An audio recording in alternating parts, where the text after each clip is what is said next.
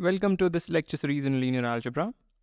In this lecture, what we will learn is the second isomorphism theorem, and all we need to know is the first isomorphism theorem. So what it says is that if we have a linear map from a vector space V to a vector space W, then it factors through the quotient coming from the kernel of the linear map, and the new map that we get is an injective linear map. This is the natural projection. We saw a more general version of this, but we don't need to know for this lecture the more general version. All right. Here are some problems for practice. And now let us quickly prove the second isomorphism theorem. So fix two subspaces U and W of some vector space V. Then the theorem states that this quotient, which is a legitimate quotient because this is a vector space containing W. So this quotient is isomorphic to this quotient. Note that both these quotients are meaningful. This is a subspace of that, and hence this quotient makes sense, and this is a subset of that, hence this quotient makes sense. And we say that, we are claiming that these two quotients are isomorphic. Well, two finite dimensional vector spaces are isomorphic if and only if their dimension is the same. So as written, this theorem is not saying much. It's just saying that the dimension of these two things are equal, which is saying something, but the proof will illuminate much more than what is written. So what is important is how they are isomorphic, not just that they are isomorphic. And in fact, what is important is how we prove it, not in fact the exact isomorphism that we will construct. The methodology of the proof is what I really want to stress upon. Having said that, this is a very useful statement nonetheless. All right, so here is the proof. It's a very short proof. First, we have this map, which is the inclusion map. So this map just takes a vector little u and maps it to little u. This is, of course, a linear map. All right, then we have this natural projection map onto this quotient. Okay, and recall what this does is take some vector x and output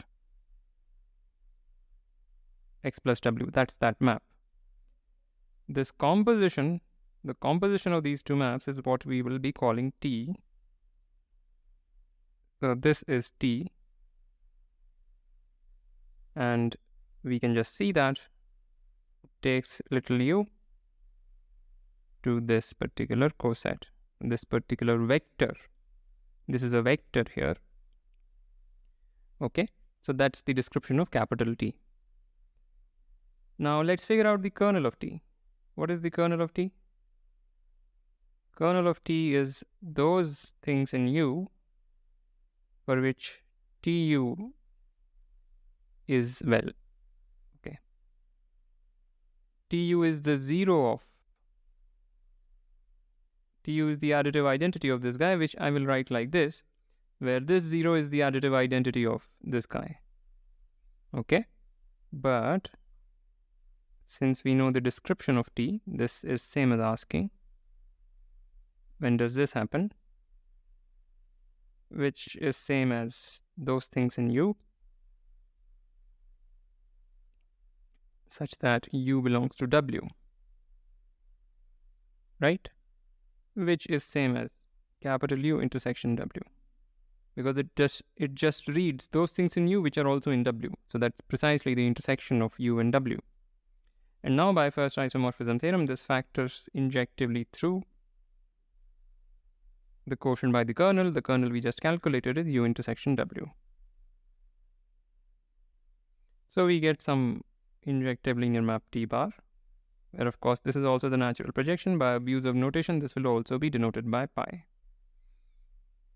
So this takes little u to this particular coset. Okay. Now T bar is injective. We claim that T bar is also surjective, and that will follow if we can show that this is surjective. Once this is surjective, this is automatically surjective. This is a purely set theoretic fact. If you factor out a surjective map, then this guy will be surjective. So why is this surjective? Well, pick something here.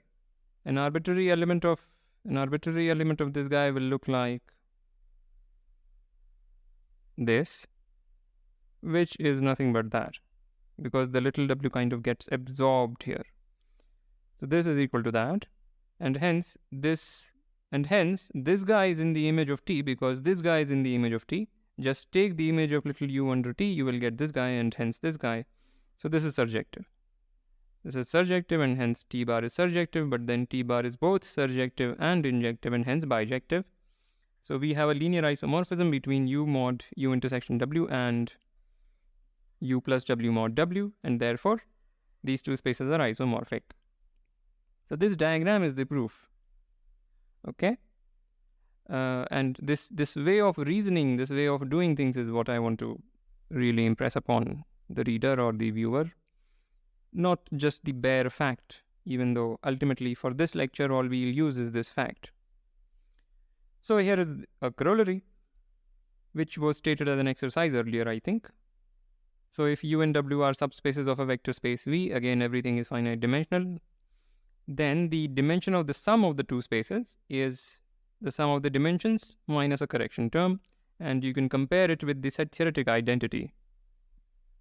If we have two finite sets A and B, then their union, not plus, the union of A and B has this cardinality. So what is the reason? The reason is we have, as we just saw, this space is isomorphic to that space. Therefore, their dimensions are equal.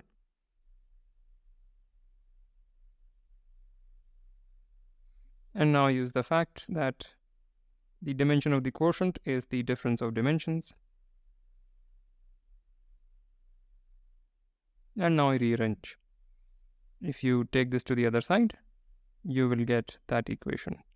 So that finishes the proof. And with that, I want to end this lecture. As usual, like, comment, share, subscribe, and I will see you next time.